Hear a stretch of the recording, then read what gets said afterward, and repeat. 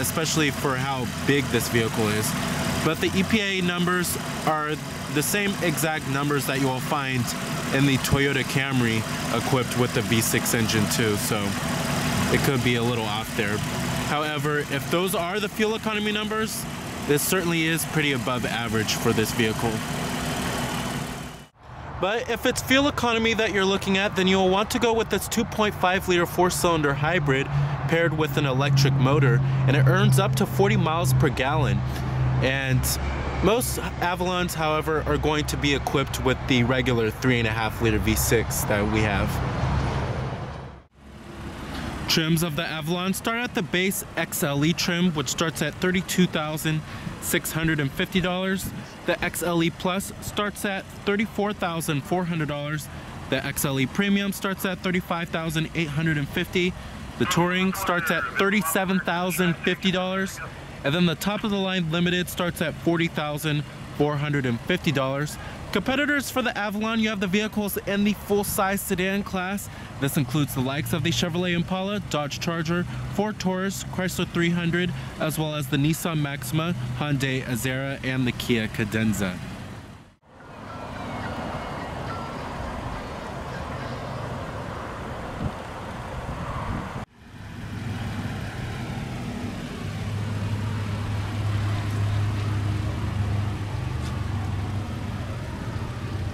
Total vehicle price, you're looking at $42,010 for this particular one. Like I said, EPA estimates are 21 city, 31 highway. Coming up top, we also do have a shark fin antenna, rear window defroster, of course. Coming to the rear of the vehicle, you will find LED taillights. They have been slightly refreshed. They have a more smoked out design to them. And then you have these squared off exhaust tips at the bottom right here.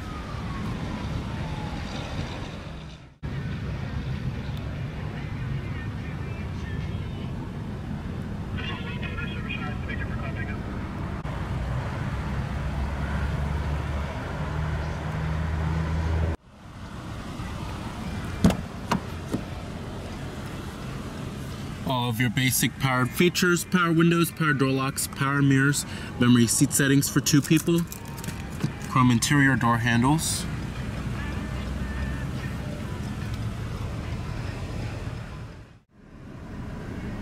All right, let's go ahead and hear how that V6 engine sounds.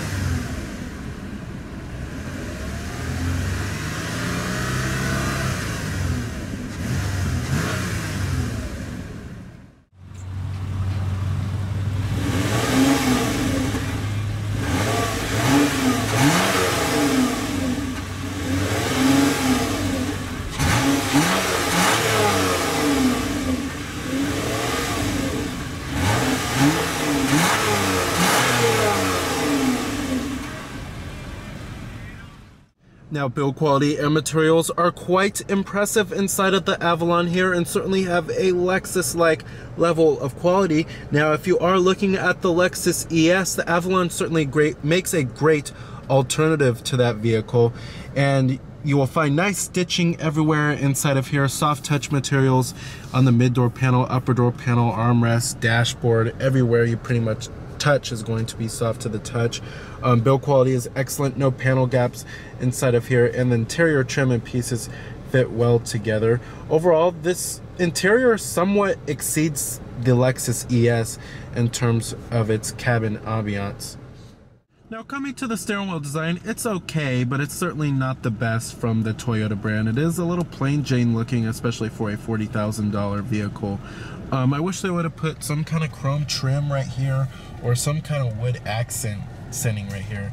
But it's just kind of plain looking in my opinion. Now, coming over here, we have your steering wheel mounted audio controls, and then you have your controls for the Toyota Entune system. Right over here, you have your Bluetooth phone controls, as well as your voice recognition, and then this little display button controls your little information center, which I'll get to in just a minute. Right over here, you have your lane departure alert system, and then you have your adaptive cruise control. You could set the distance if you would like, as you can see right here. Let's go ahead and test out the voice recognition. How may I help you? Change source. You have several music sources. Which source do you want to listen to? Number 1, AM. Number 2, FM. the audio source is set to FM. The voice recognition does pick up your voice quite well, I have to say. Up here is where you will find your auto-dimming rearview mirror, garage home link, and an integrated compass, sunglass container, SOS Safety Connect, your sunroof with your sunroof controls. Then you also do have a sliding shade, of course, map lights, and then the headliner is also nice and plush too, pretty high quality. Down here is where you will find your Qi wireless charging system. Many vehicles still don't have that nowadays. And it has a little tray, which is pretty cool. And then down here is where you'll find your button for the Qi wireless charging system. And then you have your USB port with iPod integration, your auxiliary input, and an 812 volt power outlet down there. Dual cup holders, and then you have heated and ventilated front seats for the driver and the passenger. You also do have your different driver selectable modes, Eco, Normal, and Sport. Coming to the center console storage, not too shabby, and you do have a removable tray that does adjust. So the center console lid is also nice and soft touch too. As far as seating comfort goes in the Avalon, it's excellent. The seats are very plush. They feel just like Lexus's seats, to be honest. They're buttery soft and they're great for long road trips. Thigh support is also excellent too, especially with the thigh extension. That helps out quite a lot. Visibility is pretty good out of the Avalon. Lots of glass area on the front windows. Seeing out of the windshield is decent, but you do have this little hump right here, which does intrude on the visibility through the windshield a little bit. When you get to rearward visibility, it's okay, but it's not the best in the full-size sedan class, but it does help that you have that big rear quarter window. The climate controls in the Avalon are pretty simple and easy to use. It's a pretty clean looking layout too, and the touch sensitive buttons for the temperatures are calibrated very well. You do have dual zone climate control. Then you have your temperatures right here for the driver, and then the passenger side is right there. Your fan speeds are located right here too. And you have your off button, different zones, your recycling, then your defrosters too. Pretty easy and simple looking. And then you have a digital clock in the center right there, which is nice. Down here we have your pre-collision alert system, and this is where you could set the distance. It shows you up on the information center what distance it's set at. Traction control off, and then you have your blind spot detection, your trunk release, and then your power rear sunshade. And then you have a little coin box as well. Alright, let's get to the multimedia interface and the infotainment system. It's Toyota's Entune system. We've seen it countless times before. Now this is your home screen on the Entune system. Now you could set this up how you would like. You have your radio right here, or your audio source, and then you have your phone, and then you have the map. But however, you have to have a map card inserted, and you can configure the home screen how you would like, which is pretty cool. You don't have to have the map show up. You could just have the phone or the audio just show up on the home screen. Now let's get to the audio sources. Now your audio sources include nothing out of the ordinary, all the normal stuff here. We have AM, FM, XM satellite radio, your USB port with the iPod integration, Bluetooth streaming audio, and your auxiliary input. You can also reorder it how you would like. And then you also do have your CD player with your optical disc drive. HD radio is also on this bad boy too, and iTunes tagging as well. Coming to apps, you have your navigation. However, I can't show you that today because the map card is not inserted, but it's just like all of the other Toyotas and Lexuses that you'll find. Nothing too out of the ordinary with the navigation system. Coming to the Eco, it shows you a little bar graph of how fuel efficient you're driving. And it shows you your average speed, your elapsed time, as well as your fuel range. You can clear it if you would like to. Coming back to apps, you have your setup. There's many different settings you could change from general, home screen, voice, display, navigation, audio, many different settings. Then you have your phone. You can hook up your Bluetooth phone, have all of your contacts stored on here, and then an integrated dial pad as well. And then you have your live traffic, but you have to have the map card. Then your weather shows you your current weather. You could change the city if you would like. Messages, but you have to have a phone paired. It's for your text messages. Then you have your maintenance. So pretty much everything is going to require the map card for the apps. But overall, love Toyota's engine system. It's one of the best in the business. The responsiveness is lightning quick and it's very intuitive to use. The gauges in the instrument cluster have a very traditional looking setup. On the left, we have your tachometer with your coolant temperature. On the right, you have your speedometer, and then you have your fuel gauge down there too. Now coming in the center, this is for your vehicle information. It's a little LCD screen. It's controlled by this little display button right here. It's the only button that pretty much controls it. Now, it shows you your distance till empty or your fuel range, and then you have your digital speedometer, and then it shows you your trip odometer down below, and then it shows you what gear you're in as well.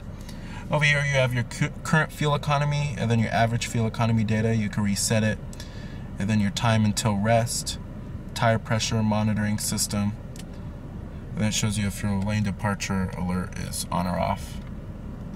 Then you have your adaptive cruise control. Then your eco drive level if you want that on or off. And then settings that you could change, but you have to hold the display button to select it. Overall, it's a pretty useful little LCD screen. It's not the most intuitive information center I've tested out, however. Now we do have an 11 speaker JBL audio sound system in this car, and it's one of the best sound systems I've ever heard in a Toyota. The sound system has great bass and the audio quality is very crisp and clear. I would certainly upgrade to the JBL audio sound system. Now, as far as the way the Avalon drives, now this is certainly not the sports car of the full-size sedan class. That title belongs to the Nissan Maxima.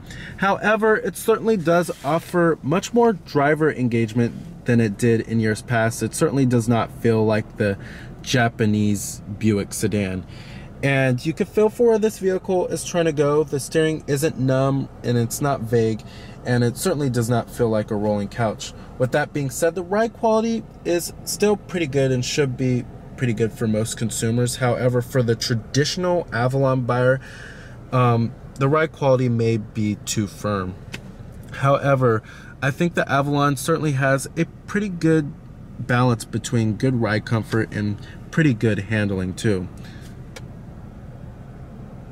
All right, and I'm gonna go ahead and shut down the vehicle. Let's go ahead and check out the rest of the car.